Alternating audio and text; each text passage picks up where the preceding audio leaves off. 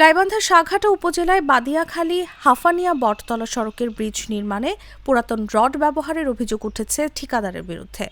বিষয়টি স্থানীয়রা জানার পর ব্রিজ নির্মাণ কাজে বাধা দিলে চাঁদাবাজির মামলার হুমকি দেওয়া হচ্ছে বলে জানা গেছে। এই ব্রিজে প্রথম থেকেই কিছু কিছু অনিয়ম এলাকার লোকজন দেখতেছিল এবং বাধা দিচ্ছিল। তারপর ঠিকাদারি প্রতিষ্ঠান তারা তাদের বাধা তোয়াক্কা না করে তাদের মন মতন তারা কাজ করে যাচ্ছে। আমাদের পার্শ্ববর্তী বাজার আছে, সেই বাজার থেকে তারা ভাঙড়ি রড কিনে নিয়ে এসে আমরা ভিতরে যে রিংয়ের কাজগুলো চলছে সমস্ত রিংগুলো তারা ভাঙড়ি রড দিয়ে দিচ্ছে। আমাদের এলাকার অভিযোগ, আমরা কাজটা সুন্দরভাবে চাচ্ছি, এখানে যাতে কোনো প্রকার অনিয়ম না হয়। এই ব্রিজটার দৈর্ঘ্য হচ্ছে 20 মিটারের মতন, আরসিসি গার্ডার ব্রিজ। এটার বাজেট আছে 3 কোটি টাকা। পুরানো রড ব্যবহার করে কি না, এখন বাস্তবতে কলমটা যে হচ্ছে যেটা ডিমটা, ওই ডিমত পুরোটাই পুরানো রড, পুরোটাই এই গোলাই চুরি, ওই চুরিটাই পুরানো রড।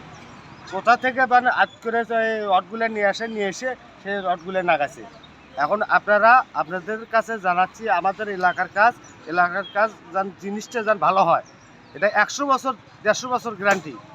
সে ব্রিজটা আমরা একদিন হয়তো না থাকবো, তো তখন এই ভেজালটা আমরা করতে চাই না।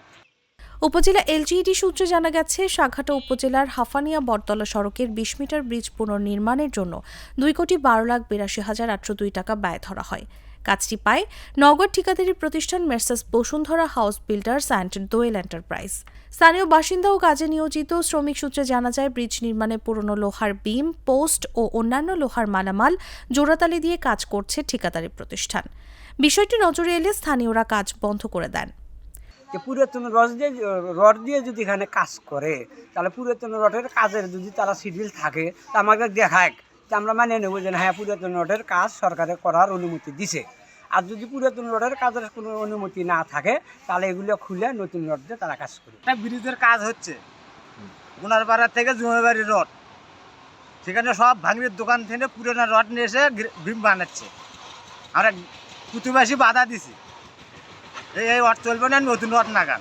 আমরা চাচ্ছি যেন সঠিকভাবেই কাজটা করা। এলাকার লোকজন এটাই চাচ্ছে যাতে এখানে নির্ভেজাল একটা কাজ তারা করে দেয়। এলাকার লোক তো চাঁদা চায় না। এখন তো আওয়ামী লীগ নেই যে আওয়ামী লীগ যেখানে সেখানে চাঁদা চাচ্ছে, এখন তার আওয়ামী লীগ নেই। এখন আওয়ামী লীগ ঠিকাদার প্রতিষ্ঠানই এখন আওয়ামী লীগ। এই প্রতিষ্ঠানের বিরুদ্ধে অবশ্যই অ্যাকশনে যেতে হবে এবং এই কাজটা তারা যদি সঠিকভাবে না করে, তাহলে আমরা রাস্তা মানববন্ধন করবো, এই ব্রিজ বন্ধ করে দেবো আমরা। সিল্কোর সিল্ক অ্যান্ড শাইন, যাতে আছে আর্গান অয়েল ও ওট প্রোটিনের গুডনেস, যা আপনার চুলকে রাখে হেলদি অ্যান্ড শাইনিং।